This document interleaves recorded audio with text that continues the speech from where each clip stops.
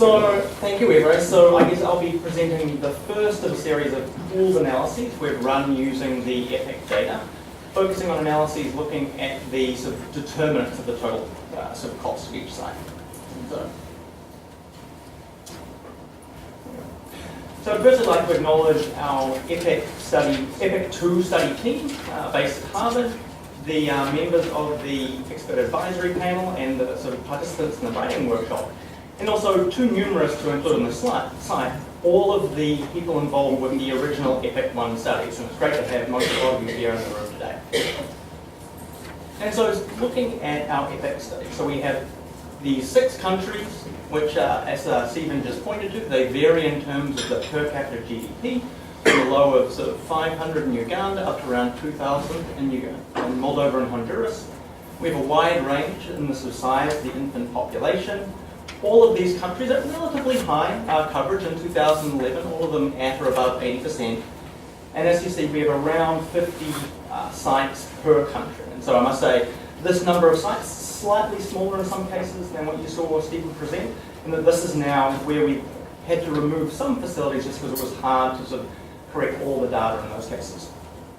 And so from those country studies, there's been a lot of work already. And so what you see on the slide is the sort of the major country report from all those EPIC1 studies, but also there's a lot of additional work going into journals of publications that came out from that work.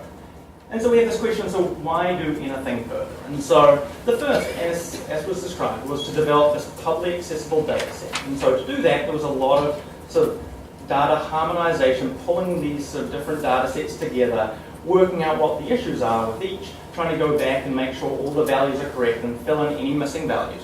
But there's also this task of trying to do more work, some new analytic work with the pooled data. And so this is saying, can we eke anything more out when we pull all these data together? And so we did a number of different analyses. I'm going to be talking about the first of these. We were looking at the determinants of the sort of total site level costs.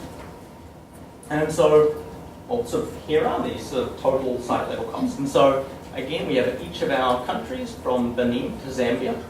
We can see, I guess, in these analyses, I'm just going to be looking at the sites observed below, so I guess at the site level, so not thinking about any of those above site level costs, which were sort of collected in the EPIC studies. Obviously, this is excluding newbie, excluding supplementary immunization activities, and these values here are sort of sample-weighted sort of mean estimates.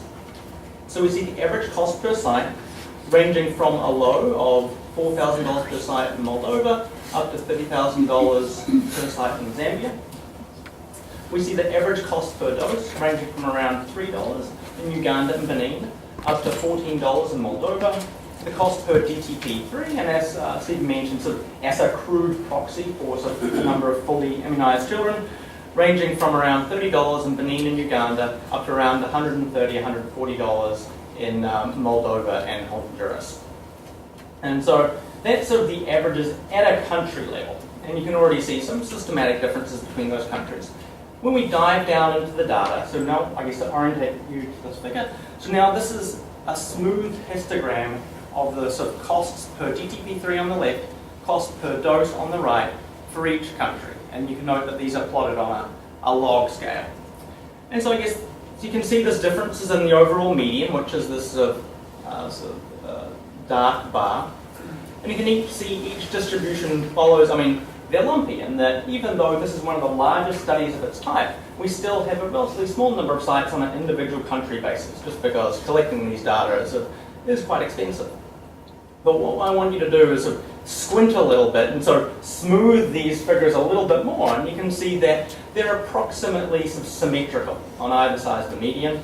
Now, noting that this is plotted on a log scale, what that suggests is that these costs are sort of very right skewed, and we have a large number of sites which have a certain cost, and then a small number of sites which have a much higher unit cost, so a cost per dose or cost per DTP3. And so the analytic goals for this exercise sort of fall into these 4 categories. And so the first is just to describe that variation in the cost of providing immunization services at a country and site level, which so really I'm not going to go through too much more apart from what I sort of showed you on these last 2 sites. The next task is really to dig into that data to understand the determinants of variation that we saw. then assess what evidence we have for predicting those site level costs. And another sort of task we'd be very interested in is how to assess the evidence for predicting what it will cost to scale up. Now for that last task, we're going to come back to that in a separate sort of presentation coming after Fang Lee's, just because I think that has some different issues attached to it. So I'm really going to deal with these sort of two in the middle. And so to do so, we have this task of pulling all the data together. And Stephen described some of this, and so it involves a lot of data cleaning, which really was the large, I guess, the bulk of the work in EPIC 2. There's a lot of hard work led by Christian and others to pull these data together in a sort of usable way, where we can sort of have a common data set. Also a task of harmonizing variables, and so, as was mentioned before, health system level. And so, you know, you might have a lot of different definitions of what a type of site is. Is it a hospital? Is it a health centre? For this analysis, to pull these together, we use first we dichotomize sites into whether they're hospitals or not. But even the definition of a hospital might be a local definition. So we also try to look at whether sites had beds or not, and if they had beds, how many beds did they have, to try and provide an objective measure of health system level. And similarly, the definition of rurality. In the country studies, often they had sort of maybe 3 or 4 definitions of rurality. It might be rural, semi-rural, peri-urban, urban, which we sort of synthesize down just to the sort of binary classifier of urban versus rural. Also, work trying to chase up missing data, but where there was variables that were sort of missing at a country level, so they just simply weren't collected in one country study, we didn't include those in the main analyses, but we did look at them in secondary analyses. And finally, it's important to note that though we would have wanted to look at price differentials, there was limited scope to do so in this analysis, in that within each country, often prices were fixed, and that the cost of vaccines obviously was fixed across the sites. Often people were paid according to national salary scales, and so while there are differences in price across country, obviously we only have 6 countries, and so there's, as I said, limited scope to look at those differences. And so here is a table of the variables we're looking at. And so one country level variable, which is per capita GDP, which is going to pull together several things. It's going to pull together price differences, but it's also going to pull together whatever else varies by GDP, which will be lots of things. The number of doses delivered, which is going to be our key measure of service delivery volume. Whether a site was rural or not, approximately 2/3 of the sites were rural. Whether a site was government owned or not, most sites were government owned. Whether the site was a hospital, most sites were not hospitals. 2 measures which we drew from the DHS, as was described before. So the first of these describing the fraction of women who reached their 4th ANC visit as a general measure of health system performance. Another index which was that wealth ratio, which you saw, which is as compared to the national average, how wealthy is the area around an immunisation site. Other predictors, the percentage of doses delivered via outreach, the percentage of total resources that went to management, the fraction of all immunisation doses that were delivered to infants. So this is trying to get at whether we see economies of scope within those immunisation services. DTP3 coverage, which I think is a crucial variable for explaining these data. Also a variable that was, I guess, reported with a lot of measurement error, or that's our interpretation, and that in these data you can find estimates of DTP coverage that range well above 100%. A staffing index created to try and talk to the relative level of experience and training of the staff providing immunisation services. Thus a higher value on that staffing index would be equivalent to either staff with greater training, so a higher CADA, or staff who have been in the job longer, so higher up the salary scale. The number of days the immunisation site was open per week, the distance to the vaccine collection point, and a dedication index. And I must say the word dedication might have shouldn't be interpreted as with any moral flavour. This is really saying of the staff providing immunisation services, what fraction of their FTE was devoted to that task.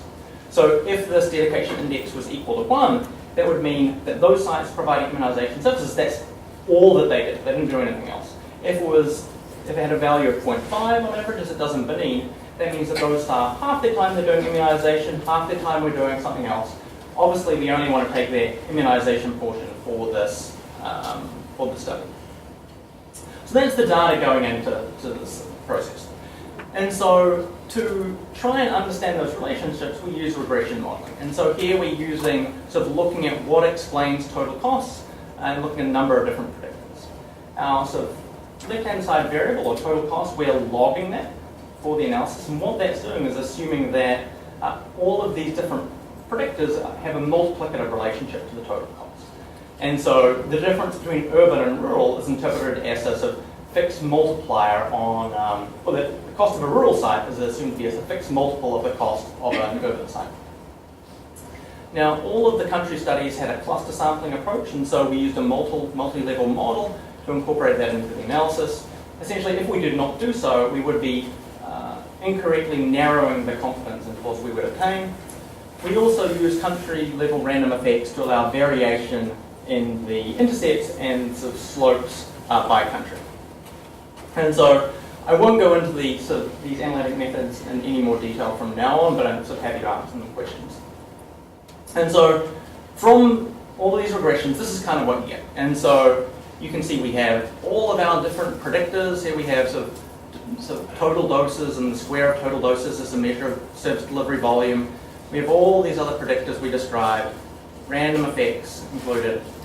1 through 5 are different model specifications, going from a very parsimonious model here. This is just really sort of calculating the overall average with sort of the random effects, to a very inclusive model specification, which we're sort of including all of these different predictors. Interpreting these regression coefficients directly is difficult. And so, we can say where a relationship is statistically significant, for example, but really to say what that number means is difficult. And so, what we're using, obviously, we have this logged outcome, logged total cost we're looking at, and all these predictors are standardized before going into the regression. So what I'm going to show you is results calculated from the regression results. So you won't see another regression coefficient, but this is all the results I show you are based on those regressions. So, Nick, there weren't any stars, and it was hard for me to scan it. Okay, there were a lot of I can provide you later with a table with stars. But also in the results I'll show you, I will provide confidence intervals where the same relationship can be seen. And so this is what we see if we just sort of calculate out from those regression results, what is our sort of fitted model for the total cost in each country. And so this, I guess, there's two things I want you to get out of this graph. And so firstly is, we can see, I guess we have, let's see, so we have a panel for each country, Benin, Ghana, Honduras, Moldova, Uganda, Zambia. Within each panel, we have all of our sites sort of plotted in red. And so that's the total cost of the site against the total doses delivered. We have our overall regression line across all countries in that dashed blue line. And then for each country, we have its fitted regression line in blue with the confidence interval in light blue. And so we can already see, if we look at, say, Benin, Ghana, Uganda, their sort of average total cost is sort of substantially below that sort of overall sort of total study average. And then for Honduras and Moldova, the opposite. They're sort of substantially higher costs, controlling for everything else than the overall study average. Also useful to see that it's actually quite hard in some countries to see what's going on with the individual sites. And so for most of our sites, most of our countries, and so here the example of Honduras, the sites are clustered at the lower left. This is this thing where we have a lot of sort of small sites and then a small number of large sites. So we can see the model fit a little bit better if we look at things on the log scale. So now we have sort of log total costs on the vertical axis, log doses on the horizontal axis. And this is really the projection in which the model is, those regression models are fitted.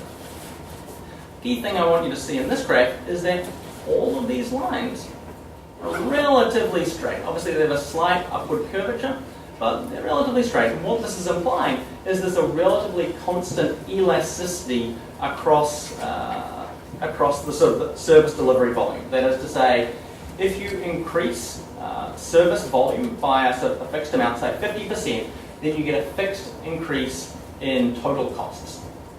So, and it doesn't change much by where you are sort of in terms of total doses. A fixed percentage increase. Oh yes, is that what did I say something different? That's the word percentage. Yes, it's fixed percentage change. And so that's what you can see here. And so when we do increase the costs by, increase service volume by 100%, we see an increase in cost that is substantially below 100%. And so in Moldova, a doubling of service volume is associated with an 80% increase in costs. In Ghana, where you have sites that are twice as large, you see costs that are only 30% as large. And you can also see this now if we just plot some sort of average cost curve. And so you can see, this average cost curve declining throughout the range of the data. We have, so the smaller sites have a very high cost per dose. The larger sites much lower, and this relationship is changing a lot in the smaller sites, which is where a lot of the sites are located. You can see this particularly in Zambia. Like most of those sites are located in a place where you have average costs declining very fast as the site volume goes up. And so that's I guess what I want to say in terms of service delivery volume. But we also have a lot of other predictors we look at in these models, and I'm not going to talk through all of them. And so just arbitrarily putting the line at 15%. So those relationships where we saw a change of greater than 15%, and so these are again just generated from the regression results. We saw that if per capita GDP was 50% higher, we have around 30% increase in those costs, either total costs or the average cost per site. As I said, we use the number of beds as one indicator of health system level, and those sites which had 10 or more beds had approximately 30% higher cost than those sites with no beds. Hospitals, another way of getting at really the same idea, and so hospitals substantially more expensive than non-hospital sites. Urban sites, 20% more expensive, again controlling for everything else. Those sites which devoted an extra 10 percentage points to management had costs that were 18% higher, which is slightly surprising. And then non-government sites as compared to government sites, 20% more expensive. But it's important to know that zero is would be no difference, and so this result is only just statistically significant, and perhaps not worth reading into it too much. And so, and other effects are further on down the line, but I won't spend too much time on them here. And so that's I guess thinking about those cost determinants. And so again, being urban or being rural, as controlling for everything else, how does that affect the total costs? But the next question we have is how good are we predicting the costs of individual sites? And as part of that, how do the various predictors I talked about, so measures of service volume and all those other predictors, how do they contribute to the quality of our predictions? And so as a starting point, this is what you would get if you tried to predict the cost of each individual site just knowing the overall study average. So you had all the data from the study, but you didn't know which site was which. And so what you would do is you say, well, every site has the same, same predicted cost. And so all of these values are at the same level because we really don't know which site is which. I should say in these graphs, so again we have country by country along the top, their reported total costs along the bottom, and then our prediction for that total cost on the vertical. If we consider, which country sites came from, we do a little bit better. And so the sites in Moldova were a lot smaller, and so their total costs were lower. But still, this isn't doing too well. But we do a lot better when we build in service delivery volume. And so now we're saying, well, now the model knows how many doses were provided. And here we do a much better job of predicting the total costs. Obviously, a perfect job would be obtained by everything lying on this diagonal line that is saying that our predicted cost is exactly equal to our reported cost. So not everything's lying on the line, but it's doing fairly well. Now what do we do when we build in all of those other predictors? And so this is the predictions when everything's built in, and so we do a bit better. And so I'm going to toggle back and forth. And so that's with just service volume, that's with everything else built in, service volume, everything else built in. And so some of those points, they do shift towards that best fit line, but you need to look closely to catch it. And we can see that if we look at these overall objective measures of model fit. And so, if we look at root mean squared error, which is, I guess, a measure of in-sample fit, Watanabe Akake information criterion as a measure of out-of-sample fit or an approximation of out-of-sample fit, or then just a crude measure of the, just what is the percentage you'll get it wrong by if you use this estimate. Going from no information here, then building in the country information, building in the service volume, and then all the other predictors. And so what this is saying is essentially, if you look at these sort of numbers, so getting it wrong by 300%, getting it wrong by almost 200%. So without service delivery volume, we can't do a good job of predicting the costs of sites. Once we build in service delivery volume, we get it wrong by around 34% on average. That improves a bit when we build in all those other predictors, but we're still getting it wrong by 34%. And so what that is to say is that we do very well at predicting these costs when we sort of build in service volume. And the other stuff, as we saw before, they have statistically significant relationships between costs. They aren't helping us too much in terms of predicting what it will cost to support a site.